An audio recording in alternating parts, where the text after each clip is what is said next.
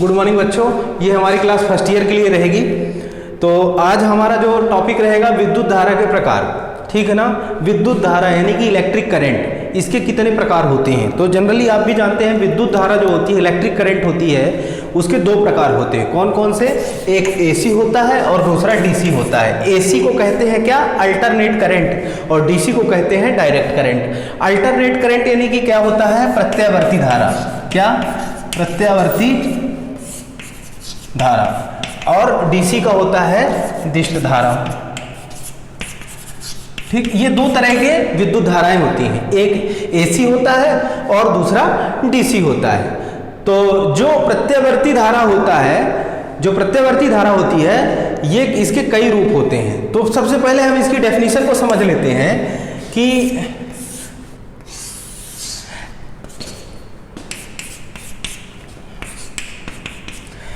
ऐसी धारा, हम यहाँ धारा की बात कर रहे हैं, करंट की बात कर रहे हैं। ऐसी धारा जो समय के साथ अपनी दिशा, ये उसकी क्या है? दिशा है। ये अभी प्लस है फिर माइनस हो जाएगी।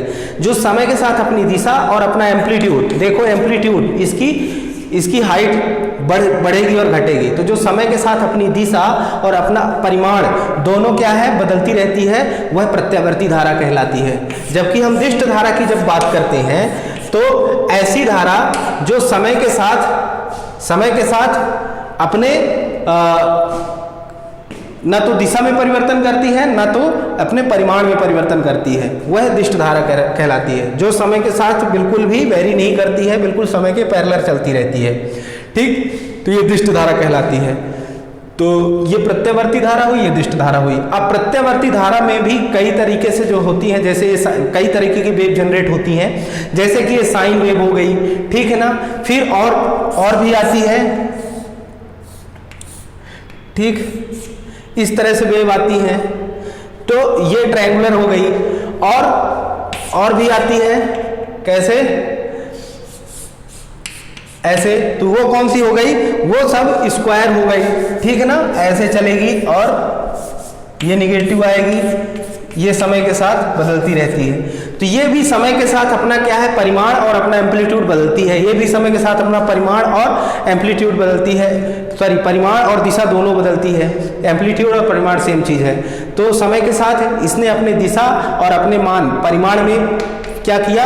बदलाव किया। इसने भी अपने समय के साथ अपनी दिशा और परिमाण में बदलाव किया। ठीक, तो प्रत्यावर्ती धारा जो होती है वो कई तरीके से इसके वेव बनती है, जैसे साइन वेव हो गया, स्क्वायर वेव हो गया, साटूथ वेव हो गया, ठीक, और ट्रायंगुलर वेव हो गया। तो ये सब हमको फंक्शन जनरेटर से इस तरह से वेव हम देख सकते हैं, ठीक ना। जब प्रैक्टिकल करवाएंगे तो हम आपको ये सब चीजें दिखाएंगे। फिर बात करते हैं डीसी करंट की। तो ये होती है दिष्ट धारा, ठीक ना।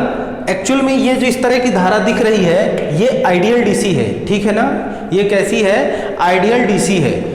अब एक्चुअल में ऐसी डीसी मिलती नहीं है हमको, इसमें कुछ ना कुछ क्या होता है? रिपल्स होती हैं। ऐसे क्या होती हैं? इस तरह की डीसी बनती है तो कुछ ना कुछ क्या होती है? रिपल होती है, मतलब उसमें एसी का कुछ मिश्रण होता है, ठीक। तो जो डीसी होती है, तो डीसी में भी कई तरीके की वैरायटी है। तो शुद्ध डीसी हो गई, दूसरा परिवर्तनशील डीसी हो गई, और तीसरा पल्सेटिंग डीसी हो गई। पल्सेटिंग डीसी में कैसी डीसी आएगी? ऐसे, ये वाली डीसी पल्सेटिंग डीसी आ गई, ठीक ना। जो half wave rectifier, full wave rectifier से डीसी बनती है, वह पल्सेटिंग डीसी आ गई। फिर ब्रिज रेक्टिफायर में भी जो डीसी बनती है वो शुद्ध नहीं बनती है। तो हम क्या करते हैं, क्या रहता है कि वो उसमें कुछ ना कुछ रिपल्स रहती हैं, तो फिर हम फिल्टर सर्किट वगैरह लगा के उसमें हम उसको शुद्ध डीसी में परिवर्तित करते हैं। तो आई होप आप समझे होंगे कि विद्युत धारा दो प्रकार की होती है, एक प्रत्यावर्ती धारा, दूसरा दिष्ट धारा, यानी कि हम अल्टरनेट करंट और डायरेक्ट करंट कहते हैं। अल्टरनेट करंट ऐसा करंट जो समय के साथ अपना परिमाण और अपनी दिशा दोनों में परिवर्तन करता है, और दिष्ट धारा जो समय के साथ कांस्टेंट चलता है, ना तो दिशा ना ही परिमाण में इसके कोई बदलाव होता है, ठीक है। प्रत्यावर्ती धारा की कई तरीके की वेव जनरेट होती है जो हमको फंक्शन जनरेटर से मिलती है। फंक्शन जनरेटर कई तरीके के वेव को जनरेट करता है, जैसे कि ये साइन वेव है, ठीक है ना, ये ट्रायंगुलर वेव है, ये स्क्वायर वेव है, इसी तरह से एक साटूथ वेव होती है, और इस तरह से वेव होती है। जो हर एक वेव ये क्या करती है, देखिए ये सब एसी करंट ही है, ठीक है ना। ये भी एसी, ये भी एसी है, ये भी एसी है, क्योंकि यह समय के साथ अपना परिमाण और अपनी दिशा दोनों परिवर्तित कर रही है, और जो भी समय के साथ अपना परिमाण और दिशा परिवर्तित करेगा वह एसी करंट कहलाएगा।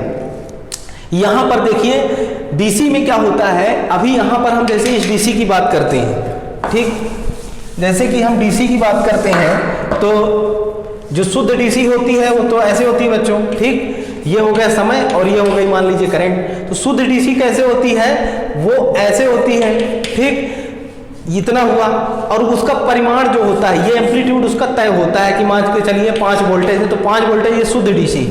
बट मैंने बोला कि इसके भी कई रूप हैं, देखने को मिलते हैं। एक ये जो इसमें क्या होती है, हार्मोनिक्स होती है, रिपल होता है, तो